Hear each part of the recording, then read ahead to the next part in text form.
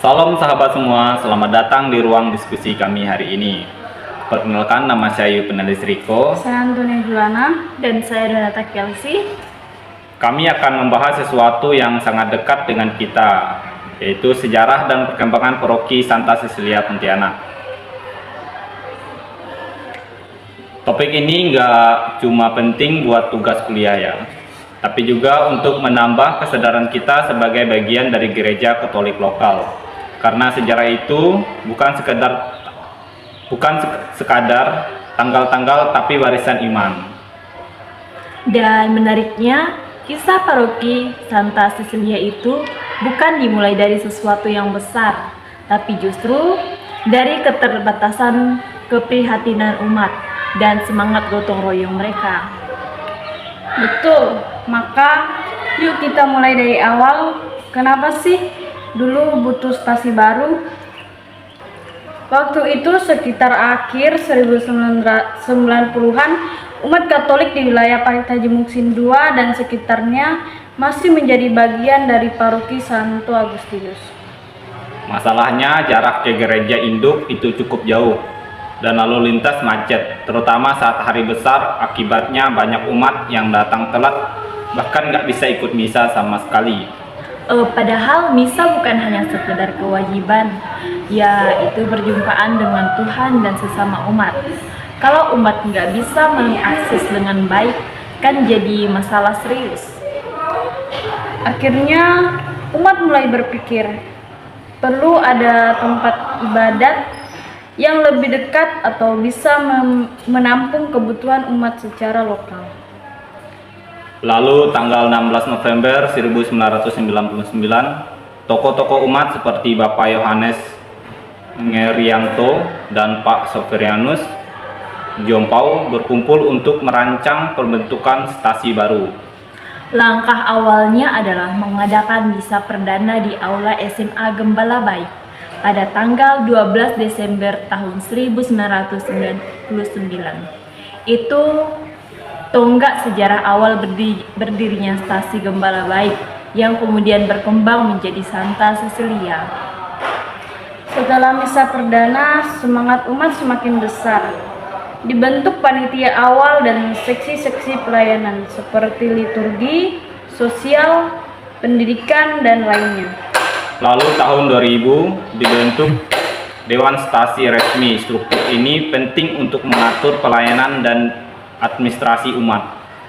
Dan secara resmi, stasi gereja Santa Cecilia menjadi bagian dari paroki Gembala Baik, tapi dengan semangat dan kemandirian. Lalu, kapan stasi ini resmi menjadi paroki? Tanggal 1 Januari 2006, Keuskupan Agung Pontianak mengeluarkan surat keputusan pengangkatan status menjadi paroki Santa Cecilia. Pemberkatan gereja dilakukan pada tanggal 19 Februari 2006 oleh Uskup Agung Monsinyur Hieronymus Bumbun, OFC. Bayangkan dari aula sekolah yang sederhana sekarang sudah menjadi gereja permanen dengan ribuan umat yang aktif. Sekarang kita bahas soal struktur paroki.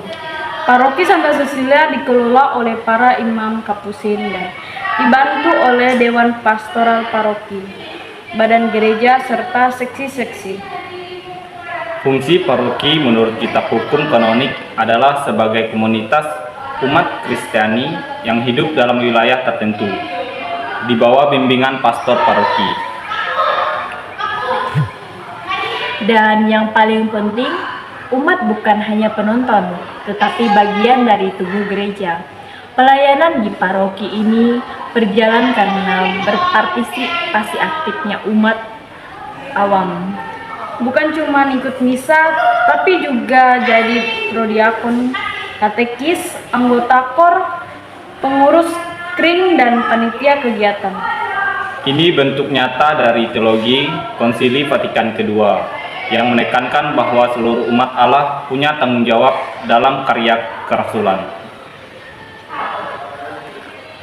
Paroki ini juga punya struktur kring atau lingkungan yang kuat. Totalnya adalah 15 kring yang dibagi dalam 4 wilayah besar.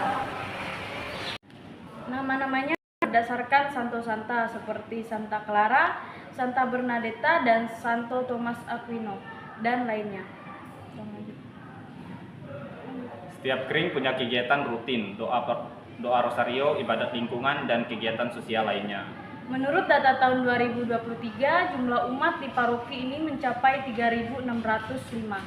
Jiwa dari 961 kakak itu cukup besar untuk ukuran kota.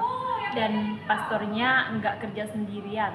Komunitas OMK, BIA, BIR, kelompok ibu-ibu dan bapak semua terlibat dalam hal ini. Ini menunjukkan kalau paroki Santa Cecilia bukan cuma pusat liturgi, tapi juga rumah bagi umat untuk tumbuh bersama dalam iman.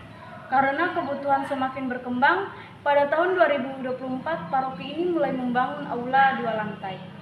Aula ini akan digunakan untuk berbagai kegiatan, seperti rapat, pelatihan OMK, seminar keluarga, rekoleksi umat, dan sebagainya. Peletakan batu pertama dilakukan tanggal 18 Mei tahun 2024 dan dihadiri langsung oleh Uskup Agung Monsinyur Agustinus Agus. Ini momen penting. Biayanya cukup besar, sekitar 4,5 miliar rupiah. Tapi umat gak gentar karena mereka gelang dana buat bazar dan tetap semangat mendukung. Dan keputusan memakai kontraktor profesional juga tepat. Karena bangunan gereja jatuh butuh mutu tinggi agar tahan lama dan aman. Pembangunan ini bukan cuma soal gedung fisik, tapi simbol dari semangat bersama. Kita bangun gereja dengan hati. Kalau dilihat dari perjalanan ini, kita belajar bahwa gereja itu bukan instan, dibangun dari bawah dengan iman dan pengorbanan. Sebagai generasi muda, kita harus sadar bahwa gereja hidup karena umatnya aktif. Kalau kita hanya jadi penonton, pelan-pelan semangat itu akan bisa padam. Benar, kita bisa mulai dari hal-hal kecil. Bantu dokumentasi kegiatan, ikut pelayanan liturgi, atau sekadar hadir dan menyapa. Harapan kita, Paroki Santa Cecilia tetap jadi terang dan garam di tengah masyarakat, dan generasi muda terus maju dalam iman. Jadi itu tadi perjalanan dan refleksi kami dari makalah sejarah gereja Paroki Santa Cecilia.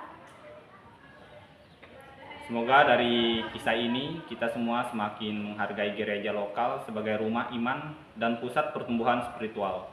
Terima kasih sudah menyimak sampai akhir. Mari kita jadi bagian dari gereja yang hidup, bukan hanya hadir tapi juga terlibat. Tuhan Yesus Yesus memberkati.